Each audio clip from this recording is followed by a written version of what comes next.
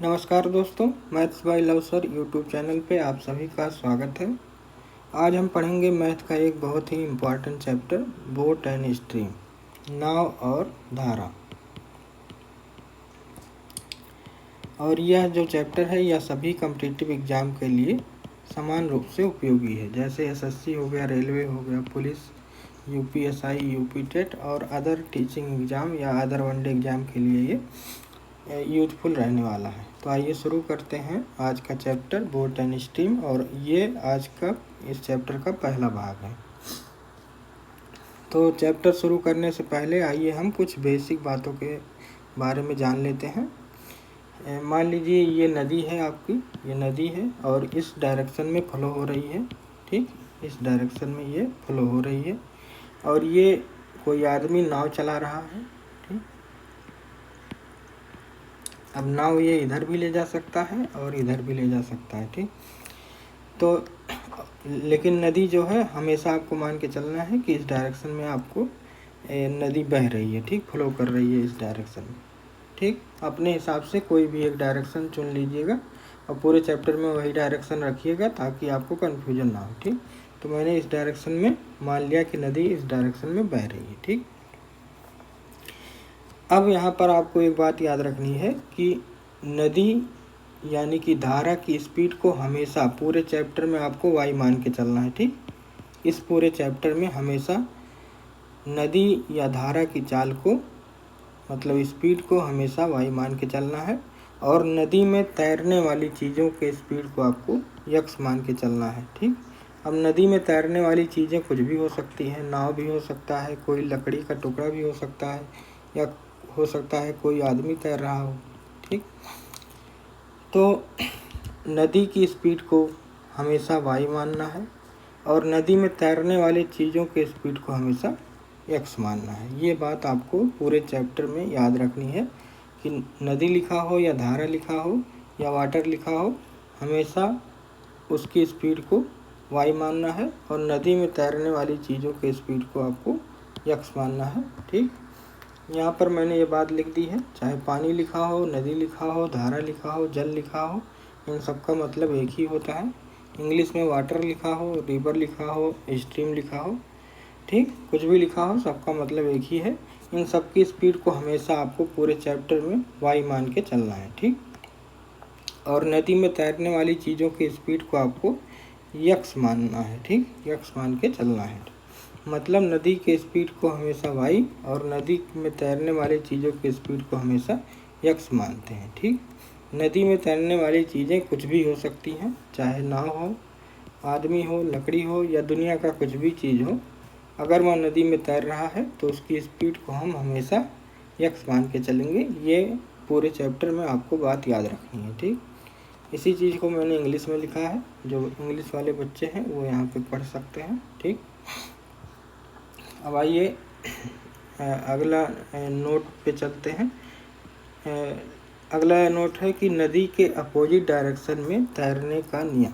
ठीक, तो इसको अभी बाद में पढ़ेंगे। आइए पहले मैं आपको समझा देता हूँ, या पहले नियम ही पढ़ लेते हैं। चलिए, क्या कह रहा है कि मान लीजिए कोई नाव नदी में तैर रही है। ठीक, तो किसी नाव या आदमी को नदी के अपोजिट, यहाँ नदी के अपोजिट लिख लीजिए, नदी के अपोजिट तैरने के लिए हमेशा नाव या आदमी की स्पीड नदी के स्पीड से ज़्यादा होनी चाहिए, क्योंकि अगर नाव और नदी की स्पीड बराबर हुई तो नाव बीच में अटकी रहेगी, और अगर नदी की स्पीड ज़्यादा हुई तो नदी क्या करेगी, नाव को अपने साथ बहा ले जाएगी। ठीक,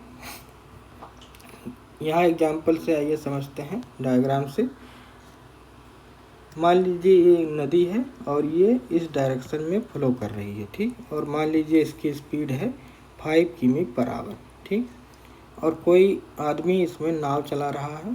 ठीक, इस डायरेक्शन में चला रहा है, अपोजिट डायरेक्शन में, क्योंकि हम जो रूल पढ़ रहे हैं नदी के अपोजिट डायरेक्शन में तैरने का रूल पढ़ रहे हैं। ठीक, तो यहाँ पर अगर डायरेक्शन नदी की इस तरफ है तो अपोजिट डायरेक्शन क्या होगा, इस तरफ। तो अगर किसी को अपोजिट डायरेक्शन में तैरना है या नाव चलाना है तो उसके लिए क्या कंडीशन होनी चाहिए, वही हमको यहाँ पे जानना है। ठीक, तो मान लीजिए कि ये जो नाव की स्पीड है ये भी 5 किलोमीटर है। अब आप ही बताइए कि अगर 5 किलोमीटर से आप इधर तैर रहे हैं या नाव चला रहे हैं और 5 किलोमीटर से आपको नदी धक्का दे रही है इस तरफ, तो आप क्या करेंगे? ना तो आगे बढ़ पाएंगे ना तो पीछे जा पाएंगे, बीच में ही यहीं पे आपकी नाव अटकी रहेगी। ठीक, क्योंकि नदी भी आपको 5 की स्पीड से ढकेल रहा है और 5 की स्पीड से आप खुद चल रहे हैं। ठीक, तो आप बीच में अटके रहेंगे। लेकिन अगर आपने स्पीड जैसे ही 5 से 6 करी तो क्या होगा? आप आगे की डायरेक्शन में 1 के स्पीड से बढ़ने लगेंगे। ठीक, मतलब यहाँ पे क्या कहना चाह रहा हूँ कि अगर नदी की स्पीड 5 है और आपकी स्पीड 6 हो गई, ठीक, मतलब नदी के स्पीड से आपकी स्पीड ज़्यादा हो गई, तो 5 से 5 यहाँ कैंसिल करने में लग जाएगा और बचेगा जो 1 जो बचेगा उसी स्पीड से आप आगे की तरफ जाएंगे। ठीक, इसका मतलब अगर आपकी स्पीड ज़्यादा है तो आप आगे की तरफ तैर सकते हैं। ठीक, या नाव चला सकते हैं।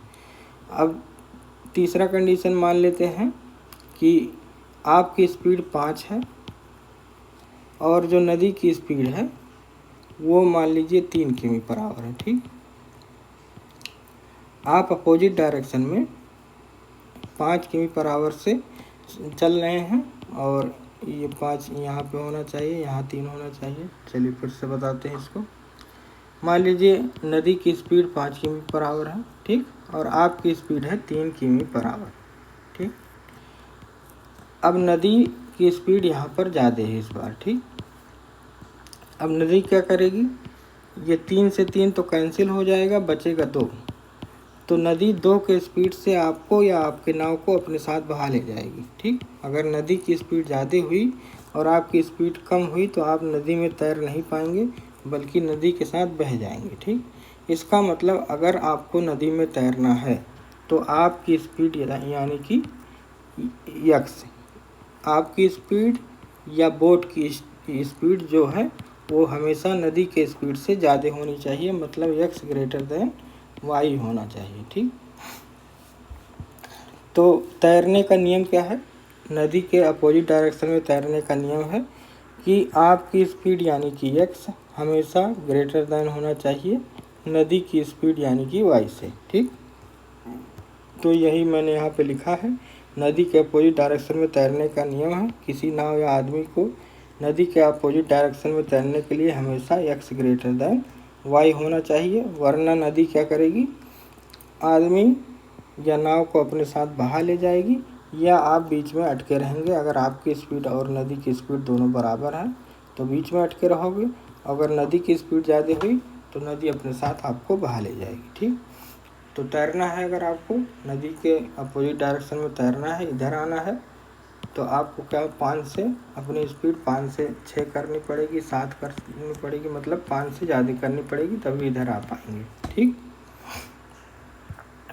अब आइए अगला पढ़ते हैं। मान लीजिए कोई नाव नदी में तैर रही है तो इसके 3 केस पॉसिबल हैं। ठीक, पहला केस, अगर नाव धारा की दिशा में जा रही है। ठीक, अगर नाव धारा की दिशा में, मैंने आपको बताया कि हम धारा की दिशा को इस तरफ मानकर चल रहे हैं। ठीक, कि ये नदी है और इसकी जो धारा बह रही है किस तरफ बह रही है? इस डायरेक्शन में बह रही है। ठीक, अब अगर कोई नाव धारा की दिशा में ही चला रहा है, मतलब इसी डायरेक्शन में नाव भी चला रहा है, तो उसके लिए क्या कंडीशन होनी चाहिए, क्या फार्मूला निकल के आएगा? तो अगर कोई नाव धारा की दिशा में जा रही है, ठीक, मान लीजिए ये जो धारा है उसकी स्पीड है 3 और जो बोट है उसकी स्पीड है 5 किमी/आवर। ठीक, अब आप ही बताइए कि अगर नदी 3 किमी/आवर से आपको धक्का दे रही है, आप भी इसी डायरेक्शन में जा रहे हैं 5 किमी की स्पीड से, नदी भी इसी डायरेक्शन में जा रही है 3 के स्पीड से, तो बताओ आप किस स्पीड से आगे बढ़ोगे? 5 + 3 8। ठीक, क्योंकि नदी आपको सपोर्ट कर रहा है, 3 के स्पीड से पीछे से आपको धक्का दे रहा है। ठीक, तो यहाँ पर जो इफेक्टिव स्पीड आपकी आएगी वो कैसे आएगी? वो कितनी आएगी? 8 आएगी। और कैसे आई? जब दोनों को आपने ऐड किया 5 + 3, मतलब एक्स और वाई को जब आप ऐड कर रहे हैं तब आपकी इफेक्टिव स्पीड निकल लेगी। ठीक, तो यहाँ पर अगर नाव धारा की दिशा में जा रही है तो नाव की जो इफेक्टिव स्पीड निकल के आएगी वो क्या करना पड़ेगा, उसके लिए दोनों को जोड़ना पड़ेगा। किसको? x और y को, मतलब नाव की स्पीड को और धारा की स्पीड दोनों को जोड़ोगे तो नाव की इफेक्टिव स्पीड निकल के आएगी। ठीक, अब इसी इफेक्टिव स्पीड को अगर नाव धारा की दिशा में जा रही है, ठीक, ये नीचे नहीं, ये धारा की दिशा में लिख लीजिए। अगर नाव धारा की दिशा में जा रही है तो नाव की जो इफेक्टिव स्पीड होती है उसको हम अनुप्रवाह गति के नाम से जानते हैं। इसको हम अनुप्रवाह गति कहते हैं। ठीक, या इंग्लिश में इसको डाउन स्ट्रीम स्पीड कहते हैं। नाम आपको याद रखना है, x प्लस वाई का नाम क्या है, इसको हम क्या कहते हैं? अनुप्रवाह गति। ठीक, अनुप्रवाह मतलब अनु का मतलब अनुकूल, धारा के अनुकूल मतलब धारा की दिशा में। ठीक, या डाउन स्ट्रीम स्पीड। ठीक, अनुप्रवाह गति को और भी अन्य कई नामों से जाना जाता है, जैसे धारा के अनुकूल गति, धारा की दिशा में गति, इंग्लिश में कहेंगे स्पीड अलोंग द करंट। ठीक, तो अगर आपको क्वेश्चन में कहीं पर लिखा मिल जाए स्पीड अलोंग द करंट या धारा की दिशा में गति, तो आप अपने आप समझ जाइएगा कि किसके बारे में बात हो रही है, x प्लस वाई के बारे में। तो यहाँ मैंने लिखा है कि क्वेश्चन सॉल्व करते समय अगर क्वेश्चन में कहीं पर आपको अनुप्रवाह गति या धारा की दिशा में नाव की चाल या स्पीड अलोंग द करंट या डाउन स्ट्रीम स्पीड लिखा मिल जाए तो आप अपने आप समझ जाना कि क्वेश्चन में x प्लस वाई के बारे में बात हो रही है। ठीक, तो अभी तक आपने 3 नाम जाना। पहला नाम है x। ठीक, अगर कहीं पर x लिखा है तो आप क्या समझेंगे कि ये नदी में तैरने वाली चीज़ों की स्पीड है, जैसे कि बोट की स्पीड है, ठीक, या आदमी की स्पीड है। ठीक, अगर कहीं पे लिखा है y तो इसका मतलब है ये धारा की स्पीड है या नदी की स्पीड है। ठीक, और अगर कहीं लिखा है x प्लस वाई मतलब ये इफेक्टिव स्पीड है, लेकिन किस दिशा में? धारा की दिशा में, या अनुप्रवाह गति भी इसको कहते हैं, या इसको डाउन स्ट्रीम स्पीड भी कहते हैं। ठीक, या स्पीड अलोंग द करंट कहते हैं, या इसको धारा के अनुकूल गति भी कहते हैं। ठीक, तो 3 चीज़ें अभी तक आपने सीखा, x, y और x प्लस वाई। तीनों के नाम आपको याद रखना है। इस चैप्टर में आपको नाम ही याद रखना है, बाकी क्वेश्चन तो इतना हलवा हो जाएगा। अगर आपको नाम याद है तो क्वेश्चन करने में 1 सेकंड भी नहीं लगेंगे, आपको क्वेश्चन आसानी से लगा सकते हैं, लेकिन नाम यहाँ पे याद करना आपको ज़रूरी है। ठीक, x का क्या नाम है? बोट की स्ट्रीम, बोट की स्पीड या आदमी की स्पीड, यानी कि नदी में तैरने वाले चीज़ों की स्पीड को हम x मानते हैं, और नदी की खुद की स्पीड को हम क्या मानते हैं? y। और x प्लस वाई किसको कहते हैं? धारा के अनुकूल किसी चीज़ की स्पीड को, धारा के अनुकूल नाव की स्पीड या धारा के अनुकूल आदमी की स्पीड को हम क्या कहेंगे? x plus Y. ठीक, अब आगे बढ़ते हैं। सेकंड केस है कि अगर नाव धारा के विपरीत दिशा में जा रही है। ठीक, धारा इस तरफ बह रही है, मान लीजिए 3 के स्पीड से, और आदमी नाव चला रहा है 5 के स्पीड से। ठीक, क्योंकि नाव विपरीत दिशा में तभी चला पाएगा जब इसकी स्पीड ज़्यादा हो, इससे नदी से इसकी स्पीड ज़्यादा होनी चाहिए, तभी ये अपोजिट डायरेक्शन में आ सकता है। क्योंकि अभी हमने पढ़ा है कि अपोजिट डायरेक्शन में तैरने का नियम क्या है? x हमेशा y से बड़ा होना चाहिए। तो यहाँ पर x की वैल्यू y से बड़ी है। ठीक, तो ये इस डायरेक्शन में आ पाएगा। अब अगर मैं पूछूं कि आप इस डायरेक्शन में 5 के स्पीड से आ रहे हैं और कोई आपको 3 के स्पीड से उधर धक्का दे रहा है कि यहाँ मत आओ, तो आपकी स्पीड कितनी होगी? इफेक्टिव वाली 2 होगी। ठीक, क्योंकि 3 से 3 कैंसिल हो जाएगा और 2 की स्पीड से आप आगे बढ़ेंगे, तो जो इफेक्टिव स्पीड होगी, किस स्पीड से आप बढ़ेंगे आगे, उसी को इफेक्टिव स्पीड कहते हैं। तो वो क्या होगी? 2। और ये निकली कैसे है?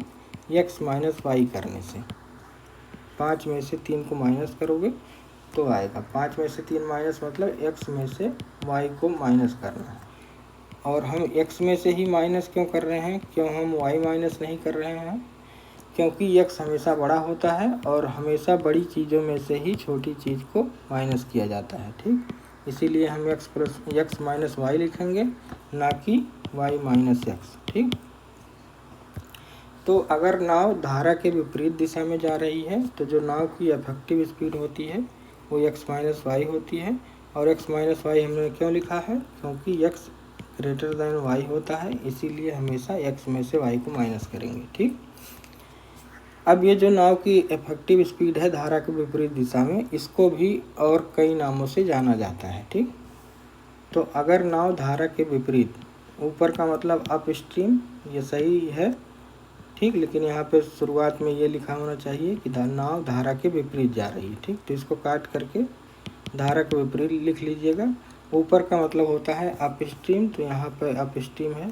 और यहाँ जो मैंने आपको कहा था नीचे जा रही है, नीचे का मतलब होता है डाउन स्ट्रीम। ठीक, तो अगर नाव ऊपर यानी कि धारा के विपरीत जा रही है, ठीक, तो ऊपर का मतलब यहाँ पे आप समझ भी लीजिए। अगर मान लो कोई नदी पहाड़ से निकलती है, ठीक, तो कोई नदी अगर पहाड़ से निकलती है और आपको ऊपर जाना है, ठीक, तैरते हुए, ठीक, तो तैरते हुए ऊपर जाओगे तो हमेशा नदी के विपरीत ही जाना पड़ेगा, क्योंकि पहाड़ से निकलती है नदी तो नीचे की तरफ बहती है। ठीक, तो अगर आपको ऊपर जाना है तो इसका मतलब धारा के विपरीत जाना है, और अगर आपको नीचे जाना है, डाउन जाना है, तो इसका मतलब आपको धारा के अनुकूल जाना है। ठीक, तो इसीलिए नीचे या डाउन स्ट्रीम को हमेशा हम स्पीड अलोंग द करंट यानी धारा की दिशा में कहते हैं, और ऊपर यानी अप स्ट्रीम को हम धारा के विपरीत दिशा में कहते हैं। ठीक,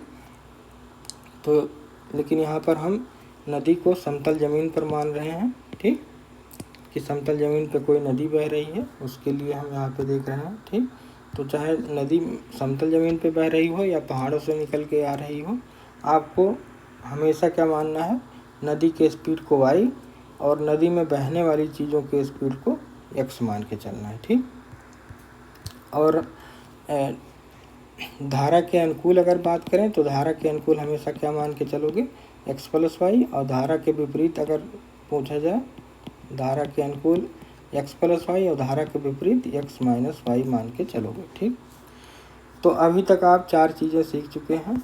x किसको कहते हैं, y किसको कहते हैं, x प्लस वाई किसको कहते हैं, और x माइनस वाई किसको कहते हैं। ठीक, अच्छा, यहाँ पर ये बात आप पूरा पढ़ लीजिए कि अगर नाव ऊपर जा रही है मतलब अप स्ट्रीम, मतलब धारा के विपरीत जा रही है, तो जो नाव की इफेक्टिव स्पीड होती है उसे हम प्रतिप्रवाह मतलब प्रतिकूल, प्रति का मतलब प्रतिकूल, धारा के विपरीत गति कहते हैं। ठीक, या इंग्लिश में इसको अप स्ट्रीम स्पीड कहते हैं। ठीक, प्रतिप्रवाह गति को और भी अन्य कई नामों से जाना जाता है, जैसे धारा के प्रतिकूल नाव की गति, धारा के विपरीत दिशा में नाव की गति, या स्पीड अगेंस्ट द करंट। ठीक, तो इस प्रकार अगर नाव नीचे जा रही है तो प्रतिप्रवाह गति या धारा के विपरीत दिशा में गति, या नाव की चाल या स्पीड अगेंस्ट द करंट, या अपस्ट्रीम स्पीड, या effective speed in the direction of,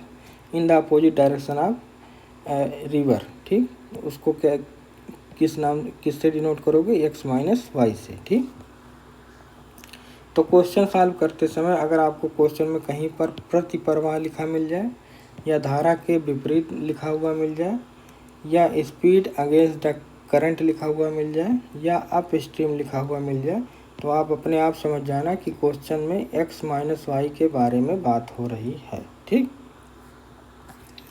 तो अब यहाँ पर आपने चार चीज़ें अभी तक सीख चुके हैं। ठीक, यहाँ पर मैं बता रहा हूँ, चार चीज़ें आप सीख चुके हैं, x Y, x plus Y और x माइनस वाई किसे कहते हैं, इनके नाम क्या क्या हैं। ठीक, इसका नाम है नाव की चाल, नाव की स्पीड या आदमी की स्पीड। ठीक, इसका नाम है धारा की स्पीड या नदी की स्पीड, इसका नाम है धारा के साथ धारा की दिशा में नाव या आदमी की स्पीड, और इसका नाम है धारा के विपरीत दिशा में नाव या आदमी की स्पीड। ठीक, तो ये चारों नाम आपको एकदम से याद होने चाहिए, तभी आप क्वेश्चन को कर पाएंगे। ठीक, अब अगला केस पढ़ते हैं, केस नंबर 3।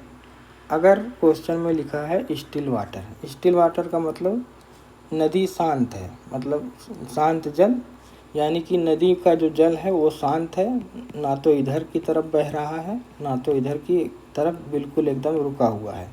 तो अगर रुका हुआ है इसका मतलब जो धारा की स्पीड होगी वो 0 होगी, क्योंकि धारा बह ही नहीं रही है। तो अगर धारा नहीं बह रही है तो y की वैल्यू क्या होगी? 0। अब मान लीजिए कि कोई शांत जल में नाव चला रहा है, ठीक। तो अगर शांत जल में नाव चला रहा है तो अगर धारा की दिशा में नाव चला रहा है तो उसके लिए हमने फार्मूला पढ़ा है x + y। लेकिन अगर शांत जल है तो y की वैल्यू 0 होगी, तो यहाँ पर हम 0 पुट करेंगे तो x + 0 क्या आएगा? x आएगा, ठीक। अब मान लीजिए कि शांत जल में कोई धारा के विपरीत दिशा में नाव चला रहा है। तो अगर धारा के विपरीत दिशा में नाव चला रहा है तो उसका फार्मूला होता है x - y। और अगर शांत जल है, स्टिल वाटर है, स्टिल वाटर का मतलब शांत जल मतलब पानी रुका हुआ है, ठीक। तो y की वैल्यू क्या होगी? 0 होगी, तो यहाँ 0 पुट करेंगे तो x - 0 कितना आएगा? x आएगा, ठीक। तो यहाँ पर आप देख रहे हैं कि शांत जल में चाहे कोई नाव धारा की दिशा में कोई नाव चलाए या धारा के विपरीत दिशा में नाव चलाए, अगर शांत जल में चला रहा है तो चाहे वो धारा की दिशा में चलाए या धारा के विपरीत दिशा में चलाए, इफेक्टिव स्पीड का आंसर हमेशा क्या होता है? x होता है, ठीक। इफेक्टिव स्पीड दोनों ही केस में क्या होगा? x होगा, ठीक। तो अगर क्वेश्चन में आपको शांत जल के केस में, यहाँ पर पढ़ लेते हैं पहले, तो शांत जल के केस में नाव चाहे ऊपर चलाए मतलब धारा की दिशा में चाहे चलाए, या नाव चाहे नीचे मतलब धारा के विपरीत दिशा में चलाए, इफेक्टिव स्पीड का आंसर हमेशा x ही आएगा, ठीक। तो इसीलिए क्वेश्चन सॉल्व करते समय अगर शांत जल कहीं पर लिखा हुआ मिल जाए तो आप अपने आप समझ जाना कि क्वेश्चन में किसके बारे में बात हो रही है? x के बारे में बात हो रही है, ठीक। तो अभी तक आप 5 चीज़ें जान चुके हैं। पांचों को हम एक एक करके पढ़ते हैं। 5 चीज़ों में आपने पहले जाना x किसे कहते हैं, y का नाम क्या है, x + y किसे कहते हैं और x - y किसे कहते हैं, और शांत जल अगर कहीं लिखा है तो आप उससे क्या समझेंगे, ठीक। तो x किसे कहते हैं? x का नाम क्या है? बोट या आदमी के स्पीड को हम क्या कहते हैं? x कहते हैं। धारा की गति या नदी की गति या स्ट्रीम की स्पीड, इन सब को हम क्या कहते हैं? y कहते हैं। x + y का मतलब धारा की दिशा में नाव या नदी में तैरने वाली चीज़ों की स्पीड। x - y का मतलब धारा के विपरीत दिशा में। शांत जल का मतलब x, ठीक। शांत जल का मतलब क्या होता है? x होता है। मतलब अगर क्वेश्चन में कहीं भी अगर आपको शांत जल लिखा हुआ मिल जाए तो आप क्या समझेंगे कि x के बारे में बात हो रही है या x की वैल्यू दी है, ठीक। इसी 5 चीज़ों को मैंने एक एक करके यहाँ पे लिख दिया है ताकि आपको बाद में कभी पढ़ें तो आपको मतलब दोबारा वीडियो ना देखना पड़े, आपको ये चीज़ें मिल जाए। और इसका PDF भी आपको मिल जाएगा, डिस्क्रिप्शन में लिंक रहेगा, वहाँ क्लिक करेंगे इसका PDF आपको मिल जाएगा, ठीक। पहला पॉइंट मैंने लिखा है कि अगर क्वेश्चन में कहीं पर नदी में तैरने वाली चीज़ों जैसे आदमी या लकड़ी की स्पीड लिखा मिले तो आप अपने आप समझ जाना किसके बारे में बात हो रही है? x की वैल्यू के बारे में बात हो रही है, ठीक। दूसरा, अगर कहीं क्वेश्चन में नदी, पानी, धारा, जल या इंग्लिश में वाटर, रिवर, स्ट्रीम आदि की स्पीड लिखा हुआ मिले तो आप अपने आप समझ जाना कि क्वेश्चन में y की वैल्यू के बारे में बात हो रही है, ठीक। और अगर क्वेश्चन में कहीं अनुप्रवाह, अनु का मतलब अनुकूल, धारा की दिशा में या स्पीड अलॉन्ग द करंट या डाउन स्ट्रीम स्पीड लिखा मिले तो आप अपने आप समझ जाना कि क्वेश्चन में x + y की वैल्यू के बारे में बात हो रही है, ठीक। और चौथा पॉइंट है कि अगर क्वेश्चन में कहीं पर प्रतिप्रवाह, प्रति का मतलब प्रतिकूल दिशा में, ठीक, जो प्रवाह है वो प्रतिकूल दिशा में है, या धारा की विपरीत दिशा में लिखा हुआ मिल जाए, या स्पीड अगेंस्ट द करंट लिखा मिल जाए, या अप स्ट्रीम स्पीड लिखा हुआ मिल जाए तो आप अपने आप समझ जाना कि क्वेश्चन में x - y के वैल्यू के बारे में बात हो रही है या x - y की वैल्यू दिया है, ठीक। पांचवा पॉइंट है, क्वेश्चन सॉल्व करते समय अगर कहीं पर शांत जल लिखा हुआ मिल जाए, स्टिल वाटर लिखा मिल जाए, तो आप अपने आप समझ जाना कि क्वेश्चन में x की वैल्यू दी है या x की वैल्यू के बारे में बात हो रही है। ठीक, तो ये पांचों पॉइंट अगर आपको याद है तो आप क्वेश्चन को आसानी से सॉल्व कर पाएंगे। चलिए हम क्वेश्चन पे बढ़ते हैं अब। तो यहाँ पर हम पहला क्वेश्चन पढ़ते हैं। क्वेश्चन है, पहले मैं इसको हिंदी में पढ़ देता हूँ। शांत जल, शांत जल कभी भी लिखा मिल जाए तो आप अपने आप समझ जाना कि x की वैल्यू दी है या x की वैल्यू के बारे में बात हो रही है या x की वैल्यू पूछा जा रहा है। ठीक, तो शांत जल अगर लिखा है तो आप अपने आप समझ जाना कि x के बारे में बात हो रही है। ठीक, तो शांत जल में एक व्यक्ति की स्पीड दी है 10 किमी प्रति घंटा। शांत जल का मतलब x, आगे जो वैल्यू दी है वो किसकी है, x की। ठीक, शांत जल का मतलब x होता है। ठीक, आगे लिखा है धारा की गति, तो धारा अगर कहीं लिखा है तो धारा का मतलब होता है y। अगर धारा के आगे एक शब्द और जोड़ देता, धारा के अनुकूल, ठीक, तो किसकी बात होती, x प्लस वाई की बात होती, या धारा के अनुकूल जोड़ देता तो x प्लस वाई के बारे में बात होती, या x प्लस वाई की वैल्यू दी होती। ठीक, तो यहाँ पर खाली खाली धारा लिखा है, इसका मतलब केवल y लिखना है आपको, और y की वैल्यू आगे दी है कितनी, 6। ठीक, अब कह रहा है उस व्यक्ति की धारा के अनुकूल। अब यहाँ पे देखिए धारा के साथ एक शब्द और जोड़ दिया है, अनुकूल, तो यहाँ पर किसके बारे में बात हो रही है, x प्लस वाई। ठीक, यहाँ लिखा है धारा के प्रतिकूल। अगर केवल धारा लिखा होता तो y के बारे में बात होती, लेकिन धारा के साथ अगर एक शब्द और जोड़ दिया जाए, अनुकूल या प्रतिकूल, तो अनुकूल के लिए x प्लस वाई और प्रतिकूल के लिए किसकी बात होती है, x माइनस वाई की। ठीक, तो इस क्वेश्चन को सॉल्व करते हैं। क्वेश्चन है शांत जल में एक व्यक्ति की गति 10 किमी। ठीक, तो x की वैल्यू दी है 10, क्योंकि शांत का मतलब होता है x की वैल्यू। ठीक, धारा की गति 6 किमी प्रति घंटा है, धारा का मतलब होता है y 6 किमी प्रति घंटा। क्वेश्चन कह रहा है व्यक्ति की धारा के अनुकूल, मतलब x प्लस वाई की वैल्यू बताओ। ठीक, और क्वेश्चन कह रहा है धारा के प्रतिकूल, मतलब x माइनस वाई की वैल्यू बताओ। ठीक, तो x प्लस वाई मतलब x की वैल्यू यहाँ पे पुट कर दीजिए 10 और y की वैल्यू पुट कर दीजिए 6, तो ये कितना आएगा 16।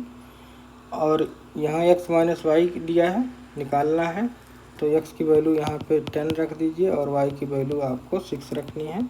तो आंसर क्या आएगा, 4 किमी पर आवर। तो यहाँ पर आप देख रहे हैं कि ये केवल एक सिंपल जोड़ घटाना था, प्लस माइनस था, लेकिन फिर भी बच्चे इसको नहीं कर पाते। क्यों?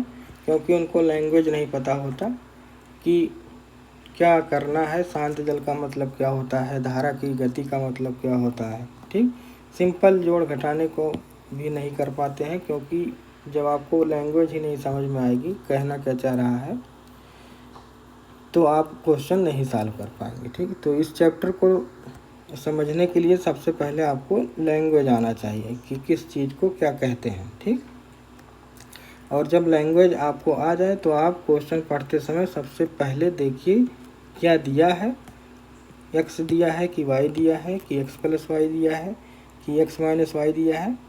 ठीक, और उसके बाद फिर देखिए कि क्या पूछा है, x पूछा है कि y पूछा है कि x प्लस वाई पूछा है कि x माइनस वाई पूछा है। उसके बाद आप क्वेश्चन को लगा सकते हैं। ये जो है क्वेश्चन टाइप फर्स्ट का है, और टाइप फर्स्ट हम एकदम शुरू से स्टार्ट कर रहे हैं। ये मत कहिएगा कि ये बहुत हल्का है, ये एग्ज़ाम में नहीं आता है, या तो अगर आपको सीखना है तो टाइप फर्स्ट से ही सीखना पड़ेगा, चाहे वो एग्ज़ाम में आए या ना आए। और ऐसी बात नहीं है कि ये क्वेश्चन एग्ज़ाम में नहीं आया है, ये क्वेश्चन कई एग्ज़ाम में आया है।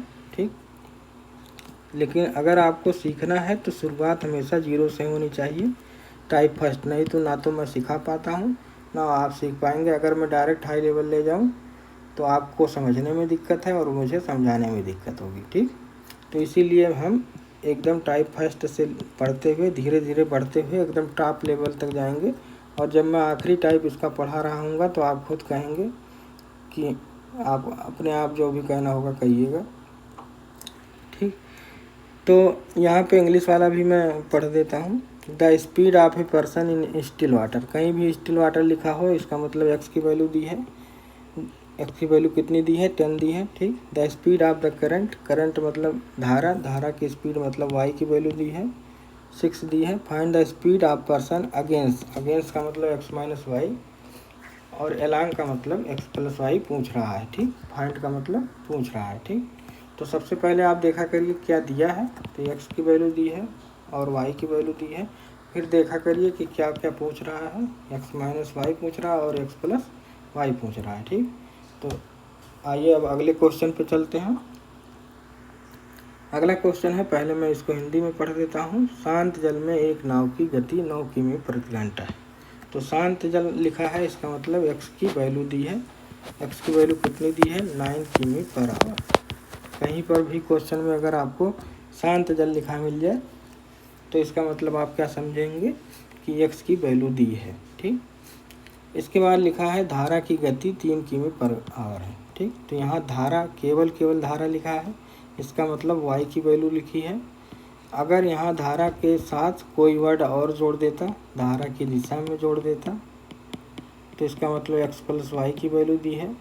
अगर धारा के विपरीत जोड़ देता तो इसका मतलब एक्स माइनस वाई, लेकिन केवल धारा लिखा है, इसका मतलब वाई की वैल्यू दी है और कितनी दी है, 3 किमी पर आवर, ठीक। अब क्वेश्चन में देखिए कि क्या पूछा है। तो पहले देखा करिए क्या दिया है, एक्स दिया है कि वाई दिया है कि एक्स प्लस वाई दिया है कि एक्स माइनस वाई दिया है। फिर देखा करिए कि क्या पूछा है। तो यहाँ पर जब हम देख रहे हैं तो उस नाव की धारा के प्रतिकूल, अगर केवल धारा लिखा होता मतलब वाई की वैल्यू पूछ रहा है, लेकिन धारा के साथ एक शब्द और जोड़ा है प्रतिकूल, इसका मतलब एक्स माइनस वाई के बारे में बात कर रहा है या पूछना चाह रहा है, ठीक। तो यहाँ पर क्या पूछा है, एक्स माइनस वाई की वैल्यू पूछी है, ठीक। तो यहाँ पर आप एक्स की वैल्यू रख दीजिए 9 माइनस वाई की वैल्यू रख दीजिए 3, तो ये हो जाएगा 6 किमी पर आवर, ठीक। तो ये क्वेश्चन का आंसर है। देखिए कितना सिंपल था, केवल माइनस करना था, लेकिन बच्चे नहीं कर पाते क्योंकि उनको यही नहीं पता होता शांत जल क्या है, धारा की गति या धारा के प्रतिकूल या धारा के अनुकूल क्या होता है, ठीक। इंग्लिश में भी इसको मैं पढ़ देता हूँ। Speed of boat in still water, कहीं पर भी स्टिल वाटर में स्पीड दिया है, इसका मतलब एक्स की वैल्यू दी है, ठीक। While the speed of current, केवल करंट लिखा है, इसका मतलब वाई की वैल्यू दी है। Then find the speed of boat against लिखा है, अगेंस्ट स्पीड को हम क्या कहते हैं, एक्स माइनस वाई कहते हैं। तो फाइंड करना है इसको, मतलब एक्स माइनस वाई को, वाई की वैल्यू आपको निकालनी है, ठीक। तो आप यहाँ पर सॉल्व कर सकते हैं इस तरह से, ठीक। अब आपका होमवर्क आता है, ये क्वेश्चन आपको करना है और इसको कमेंट सेक्शन में इसका आंसर बताना है। आप इसका स्क्रीनशॉट भी ले सकते हैं, ये पहला क्वेश्चन है आपका, स्क्रीनशॉट भी ले सकते हैं इसका। तो इसको आपको करना है और इसके बाद इसको करना है, सेकंड क्वेश्चन है, ठीक। इसका भी स्क्रीनशॉट ले लीजिए और इसके बाद आपको ये तीसरा क्वेश्चन है, इसको भी आपको करना है। करने के बाद आपको कमेंट में इसका आंसर लिखना है, ठीक। और जब इस चैप्टर का सेकंड वीडियो आपको मिलेगा, ठीक, तो वहाँ पर मैं इसका इन तीनों का आंसर बताऊंगा, केवल आंसर बताऊंगा, उसको मैं डिस्कस नहीं करूंगा, सॉल्व नहीं करूंगा, केवल आंसर बताऊंगा, क्योंकि ये सब के सब टाइप फर्स्ट के क्वेश्चन हैं और टाइप फर्स्ट मैं अच्छे से पढ़ा दिया हूँ। तो टाइप फर्स्ट के सवाल करने में अब आपको कोई दिक्कत नहीं होगी, क्योंकि सिंपल जोड़ घटाना है, प्लस माइनस है, ठीक। तो इसका आंसर आपको बताना है और आपका आंसर सही है या नहीं सही है, इसके लिए आपको अगले वीडियो में केवल आंसर आपको बता दिया जाएगा, ठीक। और शुरू के जो 5 लोग आंसर देंगे उनका नाम भी अगले वीडियो में लिया जाएगा, ठीक। तो इसी तरह हर वीडियो के साथ आपको होमवर्क मिलेगा, ठीक। अभी सिंपल होमवर्क मिलेगा और जैसे जैसे वीडियो आगे बढ़ता जाएगा हार्ड क्वेश्चन आएंगे, तो हार्ड क्वेश्चन का भी होमवर्क आएगा। तो होमवर्क आपको करना है, ठीक, जिससे आपकी प्रैक्टिस होती रहे। भले ही ये आपको सरल लग रहा है, इजी लग रहा है, लेकिन आपको इसका आंसर लगाना है और कमेंट सेक्शन में लिखना है, ठीक।